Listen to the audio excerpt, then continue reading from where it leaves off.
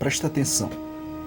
Ele fala assim, os demônios moram nos ares. Acha que há um lugar específico no mundo esquecido, como floresta, caverna, no mar, onde os demônios habitam em forma material? Existe um lugar assim? Nossa, perguntas muito boas. Jonatas, né? Isso, Jonatas. Faz uma de cada vez que eu quero responder todas. A primeira é se Lúcifer tem um corpo material. Não. Lúcifer, ele é um espírito. Ele é um ser espiritual. Ele tem um corpo espiritual, mas não um material. Agora, isso não quer dizer que ele não possa se materializar. Ele pode. Anjos podem se materializar. Anjos comem com pessoas. Abraão, quando estava lá, chegou o anjo do Senhor, que é Cristo, com mais 2 anjos, provavelmente 2 arcanjos. E dali esses 2 iriam para Sodoma para destruir, mas eles comeram com Abraão. Mas ele não tem um corpo espiritual. Significa, não é que ele é só etéreo, ele é de uma outra dimensão, tá? Mas não tem um corpo material como o nosso, dessa matéria, dessa dimensão. Segunda pergunta. A segunda aí ele fala, os demônios moram nos ares, aí ele emenda, acha que há um lugar específico no mundo onde os demônios possam morar? Aí ele fala como florestas, cavernas, no mar, onde, e de forma material, se eles habitam nesses lugares de forma material. Se existe um lugar aqui... Excelente pergunta.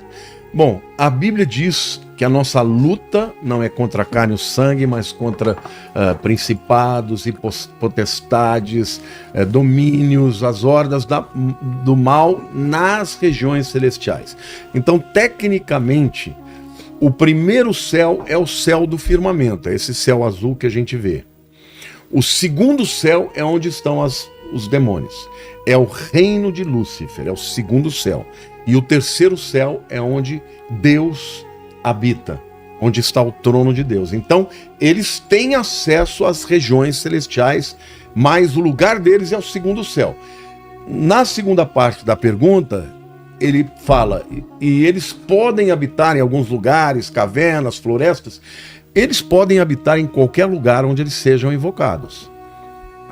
Eles podem habitar, inclusive, em casas. Eles podem ficar, inclusive, em objetos que foram consagrados para eles.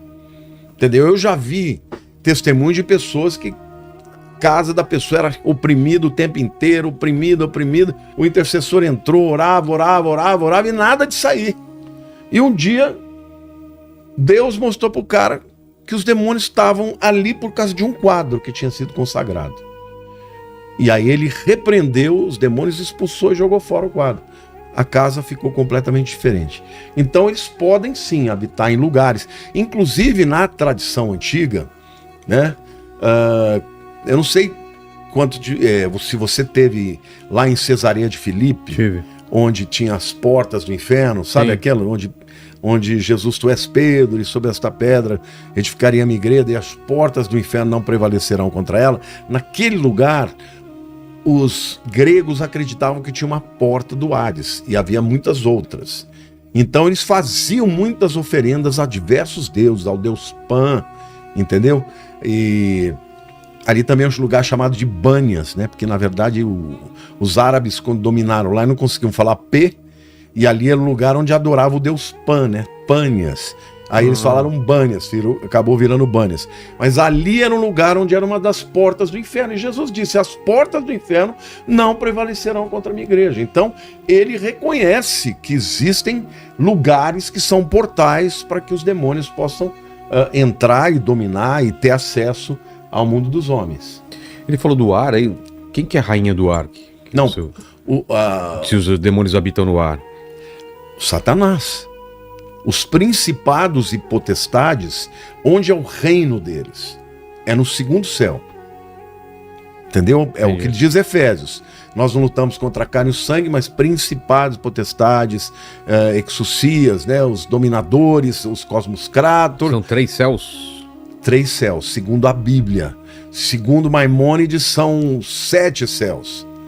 Mas na Bíblia tem 3. O primeiro céu é o nosso? O primeiro é o firmamento, o que a gente vê físico. O segundo é onde estão os principados e potestades. E o terceiro é o terceiro céu, onde habita Deus, e onde a Bíblia diz que Paulo foi elevado para o terceiro céu, onde ele viu coisas inefáveis que o olho humano não enxerga. Então a Bíblia fala de 3 céus, onde Deus habita, onde está o reino das trevas, das principados e potestades, e o céu que é firmamento, né? Que é físico.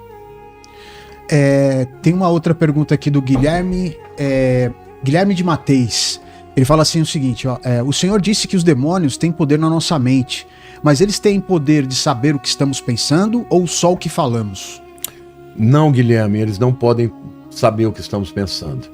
Mas isso não quer dizer que eles não consigam interpretar. Eu vou dar um exemplo. Você acompanha uma pessoa que você conhece muito. Quem é a pessoa que você mais conhece na tua vida, que você interpreta os sinais? Hoje em dia é meu filho, né? Você consegue interpretar quando ele tá bravo? Sim. Quando ele tá feliz?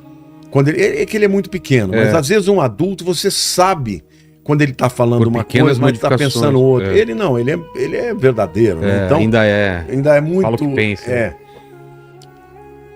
Os demônios, eles acompanham a gente, eles têm uma capacidade muito superior à nossa. Então, muitas vezes, eles até por indução, lançando pensamentos, eles conseguem interpretar o que nós estamos pensando, mas ler a nossa mente eles não podem. Ó, tem uma outra pergunta aqui, na verdade é meio que uma indignação, né, do André Pisani. Ele fala aqui o seguinte, ó, já tive fé, porém quando minha filha de 14 anos se foi, questionei muito e realmente cortei a relação com Deus. Aí ele faz essa pergunta, né, como ele deixou uma princesa ir embora sem conhecer a vida? André, eu te entendo, meu querido. Acho que não tem nenhuma dor no mundo pior do que perder um filho. É uma dor extraordinária. O que eu quero te dizer é que a Bíblia fala que esses anos que a gente tem aqui são muito passageiros. A Bíblia diz assim, tem um texto que eu amo que diz que a nossa leve e momentânea tribulação não há de se comparar com o eterno peso de glória. O que Deus está dizendo? Deus está dizendo que ainda que doa demais, eu sei que não tem nenhuma dor no mundo que se compare a essa que o André teve. Mas comparado com a eternidade, o que você pode ter em Deus? Eterno peso de glória, leve e momentânea, leve contra a eternidade, leve contra peso de glória, momentânea contra a eternidade, e tribulação contra a glória. Ou seja, querido, eu entendo você, mas eu quero dizer para você, e a minha oração é para que um dia você seja curado dessa dor e dessa ferida, e que você possa entregar de novo o seu coração para Deus, porque você vai encontrar a sua filha lá e vai poder viver a eternidade com ela.